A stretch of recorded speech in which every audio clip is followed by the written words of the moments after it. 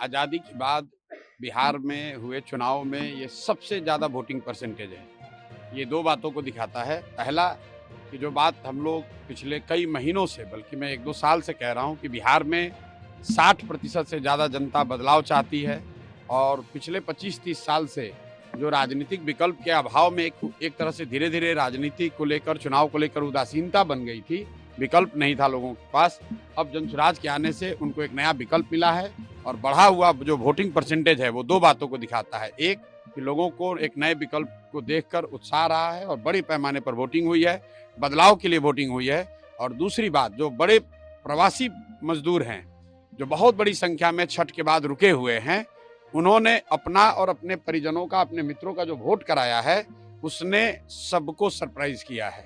और जितने लोग ये बैठे हुए थे कि महिलाओं को 10,000 पैसा मिल गया और उसी से हम लोग जीत जाएंगे, इन चुनाव में महिलाएं तो हैं ही, लेकिन महिलाओं से बढ़कर प्रवासी मजदूर एक्स फैक्टर है। इस चुनाव का एक्स फैक्टर प्रवासी मजदूर हैं। वो क्या कर रहे हैं, वो अपने दोस्तों, मित्रों, परिवार वालों से कैसे वोट करा रहे हैं, इसी से बिहार का चुनाव तय होगा। जनसुराज बिल्कुल कॉन्फिडेंट है कि 14 तारीख को आप देखेंगे, इतिहास लिखा जाएगा। बड़े बड़े पंडित, कोई ये नहीं बता रहा था कि जनसुराज इस बार इतने बड़े पैमाने पर वोटिंग होगी। और ये आकलन लोग कर रहे हैं, 2 करोड़ 10 लाख से ज्यादा लोगों ने वोट करा है। कोई आकलन, कोई पत्रकार, कोई असेसमेंट करने वाला आदमी कितने लोगों से मिला होगा कल? लोग बैठे बैठे 10-15 लोगों से फोन करके अपना हवा बता रहे हैं कि किसने किसको वोट दिया।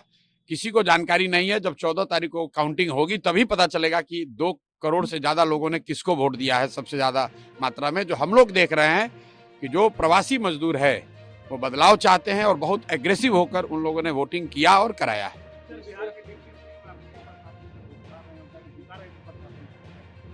वोटिंग के समय उन्होंने अपने और अपने सरकार का चाल चरित्र, चेहरा, उस पर मुहर लगाई है कि यहाँ पर कोई सुरक्षित नहीं है, कानून का राज नहीं है, जिसकी लाठी उसकी भैंस।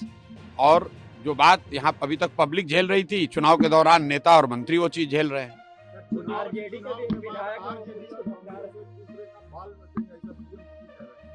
भाई, वो बाल नोचेंगे कि सर नोचेंगे, ये उनका काम है। मैं इतना जानता हूं कि बिहार की जनता ने कल के वोटिंग में दिखाया है कि उनके पास जब विकल्प एक मिल गया तो उन्होंने बढ़ चढ़ के वोटिंग में, लोकतंत्र के इस पर्व में हिस्सा लिया है।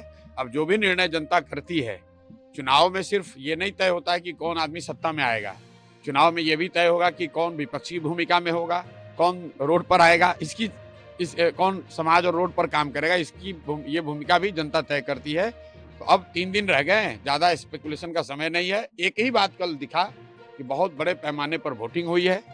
ये वोटिंग दिखाता है कि एकदम क्लोज कॉन्टेस्ट है, लड़ाई है, हर सीट पर, हर बूथ पे, हर गांव में लड़ाई है और लोगों के पास विकल्प है। जनसुराज की सबसे बड़ी सफलता यही है कि लोगों के पास एक विकल्प है। लालू के डर से नीतीश भाजपा और भाजपा के डर से लालू को वोट देने की जो मजबूरी थी, वो मजबूरी खत्म हो गई है। लोगों में उससे उत्साह है कि उनको एक नया विकल्प, एक नया रास्ता दिख रहा है, इसीलिए लोगों ने इतने बड़े पैमाने पर वोटिंग करी है।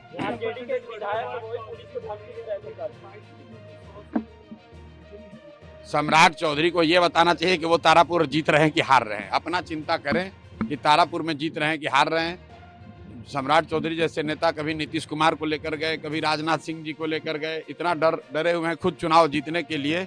अपने जितने एनडीए के बड़े नेता हैं सबका जाकर मीटिंग्स, रैली करा रहे हैं।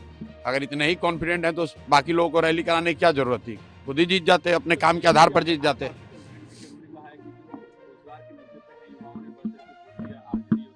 देखिए, तेजस्वी यादव कब कॉन्फिडेंट नहीं थे कि कल कॉन्फिडेंट दिखे आपको? ये लोग तो चुनाव के 6 महीना पहले, साल भर पहले ही कॉन्फिडेंट है कि हम ही मुख्यमंत्री बनेंगे।